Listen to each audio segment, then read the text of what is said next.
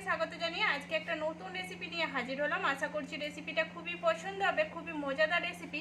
আর এখানে আমি আজকে মিষ্টি বানাচ্ছি, বাড়ির সামান্য কিছু জিনিস দিয়ে মিষ্টিটা বানিয়ে নিচ্ছি। অনেক সময় মিষ্টি খেতে ইচ্ছা করে, তখন দোকানে যাওয়ার চেয়ে বাড়িতেই বানিয়ে নিতে পারেন। আজকে আমি কিভাবে বানাচ্ছি সেটাই আপনাদের সাথে শেয়ার করছি। এখানে আমি সুজি নিয়ে নিচ্ছি, সুজির পরিমাণটা বাড়িয়েও নিতে পারেন, কমিয়েও নিতে পারেন। এখানে আমি সরু সুজিটা নিয়ে নিয়েছি, হাফ বাটি সুজি নিয়ে নিলাম। এবার আমি গ্যাসটা জ্বালিয়ে নিচ্ছি। এখানে আমি কোড়া বসিয়ে দিয়েছি। এবার আমি সুজিটাকে ঢেলে দিচ্ছি। এখানে এর মধ্যে কোনো তেল দিচ্ছি না, ঘি দিচ্ছি না, কোনো কিছুই দিচ্ছি না। এখানে আমি ভালো করে নেড়ে নিচ্ছি। এখানে আমি সুজিটাকে নেড়ে নিচ্ছি। এখানে তেলও দিই না, ঘিও দিই না, শুধু খুব খালি কোড়াতেই আমি সুজিটা দিয়ে দিচ্ছি। এবার হালকাই একটু ভেজে নেবো, যাতে সুজি থেকে কাঁচা গন্ধটা চলে যায়, সেরকমভাবে আমি একটু ভেজে নিচ্ছি আগে। এখানে আমি সুজিটা ভালো করে ভেজে নিয়েছি, যাতে সুজির কাঁচা গন্ধটা চলে গেছে। সুজিটা ভাজতে ভাজতে একটা খুব সুন্দর সেন্ট আসবে, তখনই জানবো যে আমার সুজিটা ভাজা হয়ে গেছে। এবার এর মধ্যে আমি দুধ দিয়ে দিচ্ছি। এখানে দুধটা আগে থেকে জাল করে রেখেছিলাম, দুধটা দিয়ে দিলাম।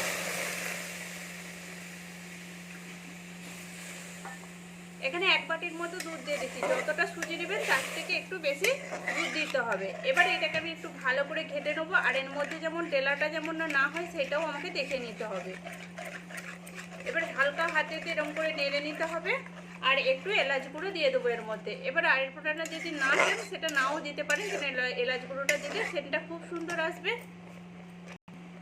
এখানে অল্প করে একটু এলাচ গুঁড়ো দিয়ে দিচ্ছি, 1 চিমটের মতো, স্বাদটা খুব সুন্দর আসার জন্য। এবার এইটাকে আমি ভালো করে নেড়ে নিচ্ছি।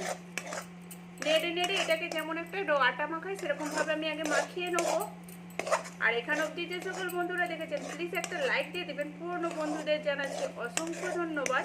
আমার চ্যানেলে নতুন বন্ধু হয়ে থাকলে প্লিজ সাবস্ক্রাইব করে পাশে থাকবেন। আর ফেসবুক থেকে যদি দেখে থাকেন পেজটা ফলো করে রাখবেন নতুন নতুন রেসিপি পাওয়ার জন্য। এটাকে আমি ভালো করে মিশিয়ে নিচ্ছি। আর এটাকে আটা যেরকম করে মাখাই সেরকম করে আমি আগে মাখিয়ে নিচ্ছি। আর গ্যাসটা সবসময় কম করে রাখতে হবে। এখানে ভালো করে মাখানো হয়ে গেছে, জলটাও শুকনো হয়ে গেছে, আর কি সুন্দর কোড়া থেকে ছেড়ে যাচ্ছে। পুরো পারফেক্টভাবে বানানো হয়ে গেছে। এটাকে এবার আমি থালাতে তুলে নিচ্ছি। এখানে আমি থালাতে তুলে নিলাম। আর একটু ঠান্ডা করে নেবো, কারণ এখন গরম অবস্থাতে এই অবস্থাতে হাতে দিলে হাতটা লাল হয়ে যাবে, পুড়েও যাবে। সেই জন্য একটু হালকা ঠান্ডা করে নিচ্ছি। পুরো ঠান্ডা করবো না, হালকা ঠান্ডা করে মাখিয়ে নেবো একটু। এখানে হালকা ঠান্ডা হয়ে গেছে, যেমন হাত লাগাতে পারবো সেরকমভাবে আমি ঠান্ডা করে নিয়েছি। এবার এটাকে ভালো করে মাখিয়ে নিচ্ছি। একটু দোলে মাখিয়ে নিতে হবে। আমি একটু ভালো করে দোলে মাখিয়ে নিচ্ছি। এটাকে একটু যেমন তেল তেলে ভাবে এসে যাবে সেরকম করে আমি মাখিয়ে নেবো। এখানে আমি খুব সুন্দরভাবে মাখিয়ে নিয়েছি। আর এই দেখুন তেল তেলে ভাবে এসে গেছে। এবার একটু ছোট ছোট করে লেচি করে নিচ্ছি। সাইজটা এরকম লেচি করে নিচ্ছে। আগে গোল করে লেচি করে নিতে পারেন, যে কেটে নেবেন সাইজ করে। আমি এখানে একটা করে দেখিয়ে দিচ্ছি। এবার এটাকে হাতে গোল করে নিতে হবে। গোল করে একটু চ্যাপটা করে নেব। এই দেখুন এখানে চ্যাপটা টাইপের হয়ে গেছে। এবার আমি একটা পেন নিয়ে নিচ্ছি। এরকম একটা পেন নিয়ে নিয়েছি। পেনটা নিয়ে এবার এটাকে আমি একটু ছেদা করে দিচ্ছি।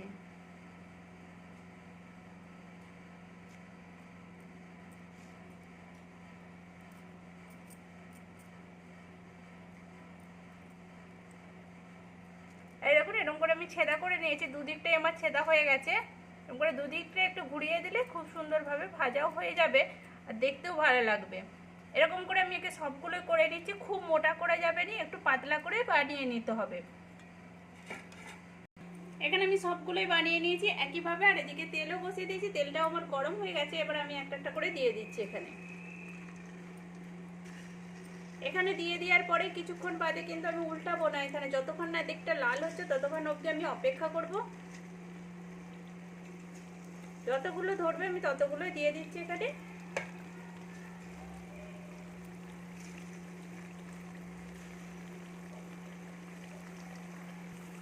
এখানে আমার সবগুলো দেওয়া হয়ে গেছে। তেলটা একটু চারদিকে ঘুরিয়ে নিচ্ছি যাতে সবগুলোতে লেগে যায় তেলটা, আর খুব সুন্দরভাবে ভাজা হয়ে যাবে।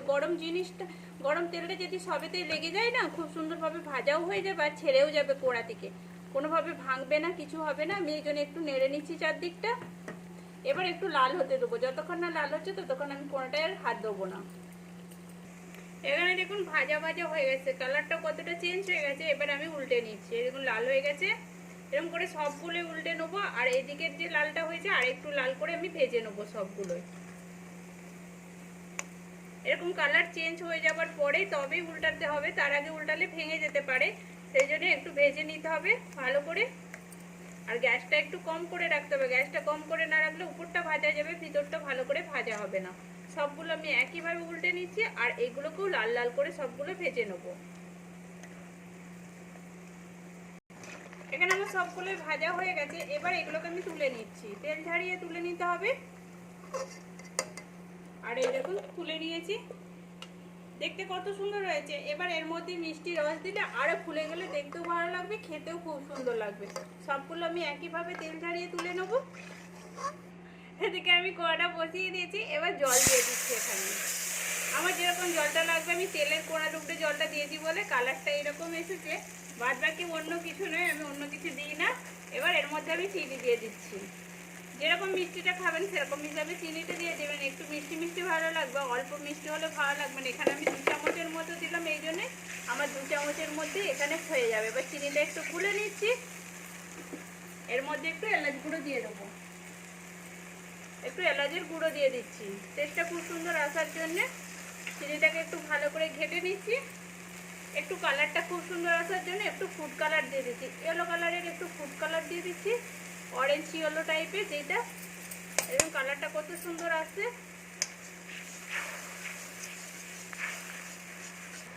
এখানে আমার রসটা ভালো করে হয়ে গেছে, চিনির রসটা কালারটাও খুব সুন্দর এসে গেছে। এবার আমি যেগুলো ভেজে রেখেছিলাম সেগুলো দিয়ে দিচ্ছি এর মধ্যে, এখানে দিয়ে দিলাম। দিয়ে 2 সেকেন্ডের মতো একটু নাড়িয়ে নিচ্ছি। নাড়িয়ে এটাকে এবারে পোড়াতে 2 ঘন্টার মতো ভিজিয়ে রাখতে হবে, ভিজিয়ে রাখলে তবেই ফুলবে আর নরম হবে। এখানে আমি এবারে তুলে নিচ্ছি প্লেটেতে। আর অনেকটা ভিজে গেছে, আরও যতক্ষণ ভিজিয়ে রাখবে ততক্ষণ ফুলে যাবে, আরও ফুলে যাবে। আমি একটু মিডিয়ামভাবে ভিজিয়ে নিয়েছি আর একটু ফুলিয়েও নিয়েছি। এখানে আমি তুলে নিয়েছি প্লেটে, আর এই দেখুন কত সুন্দর হয়েছে। আর এইটা দেখাচ্ছে, এই দেখুন নরম হয়ে গেছে কতটা।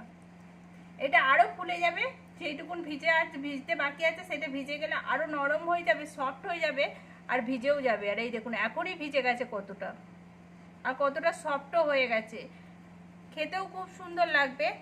আপনারাও প্লিজ এরকম করে বাড়িতে বানিয়ে দেখুন, আর কেমন হয়েছে সেটাও কমেন্ট করে বলবেন। ভালো লাগলে একটা লাইক করে, শেয়ার করে, সাবস্ক্রাইব করে পাশে থাকবেন। আর ফেসবুক থেকে যদি দেখে থাকেন পেজটা ফলো করে রাখবেন নতুন নতুন রেসিপি পাওয়ার জন্য।